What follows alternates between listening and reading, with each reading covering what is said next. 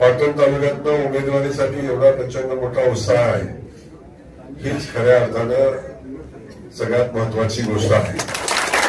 भारतीय जनता पक्ष आणि भारतीय जनता पक्षाचा कमळ हाच उमेदवार आहे. या दृष्टिकोनातून आपल्याला सगळ्यांना ही लढाई आपल्याला लढायची आहे. बाकी पक्ष म्हणून आणि सरकार म्हणून मुख्यमंत्री महोदय आपल्या पाठीशी ठामपणे उभे आहेत. सातत्यानं आमची पाटणच्या बाबतीतली चर्चा होत असते.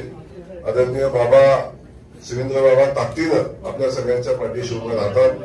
त्यासोबत उदयन महाराज आहेत आणि मी व्यक्तिगत आपल्याला सगळ्यांना माहिती आहे की पाटण तालुक्यासाठीचं माझं विशेष पॅकेज आहे. पाटण तालुक्याचा बाबतीतला विषय तो आपल्या सगळ्यांना माहिती आहे की पाटण तालुक्याला काही कमी पडणार नाही. कुणीही पालकमंत्री असलं, कुणी मंत्री असलं तरी भारतीय जनता पक्षाच्या कार्यकर्त्याचं कुठलंही काम थांबणार नाही. प्रशासनाकडून त्यांना कुठला त्रास होणार नाही. विकासाच्या कामात आपण कुठं कमी पडणार नाही. आमची युती आहे, राज्यामध्ये आहे. या ठिकाणी आमची लढत मैत्रीपूर्ण होईल आणि त्या लढतीत भारतीय जनता पक्षाच्या कार्यकर्त्याला कुठंही काही कमी पडणार नाही याची काळजी.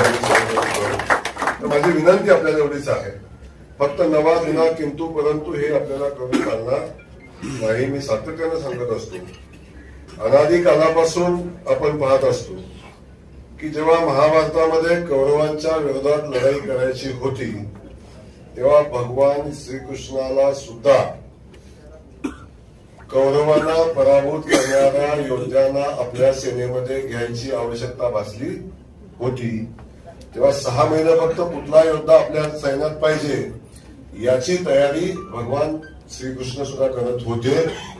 त्यामुळं शेवटी युद्धामध्ये लढाईला जात असताना आपल्याला कोण कसा लढला ह्याच्यापेक्षा कोण जिंकणार आहे याचाही विचार आपल्या सगळ्यांना करायला लागेल. पार्टीचे सर्वे होत आहेत, आदरणीय मुख्यमंत्री महोदय सर्वे करतायत, पार्टी करते. आम्ही जिल्ह्याचे पदाधिकारी म्हणून सुरेंद्र बाबा असेल, आम्ही असेल, आम्ही सर्वे करतोय. ज्यांची सर्वेमध्ये नावं येतील त्यांचा प्राधान्याने विचार आम्ही करू. पण तरी सुद्धा ज्याचा सर्वे थोडंफार कमी असेल म्हणून त्याची क्षमता नाही असं बिलकुल नाही. पण शेवटी निवडणूक लढताना 50-100 मतात, 200 मतात, 500 मतात, कधी कधी तुमच्याकडे आमदार केला सुद्धा 200 मतांनी पराभव झालेला आहे. पण शेवटी आपल्याला या सगळ्या गोष्टीचा विचार करून जिंकणाऱ्या उमेदवाराला आपल्याला उमेदवारी द्यायला लागेल. म्हणून माझी पाटणकरांना माझ्यापासून पुन्हा सांगणं आहे की आपण निश्चिंत राहावा, योग्य उमेदवाराची निवड आपण करू आणि ही निवडणूक जिंकण्यासाठीच लढायची आहे.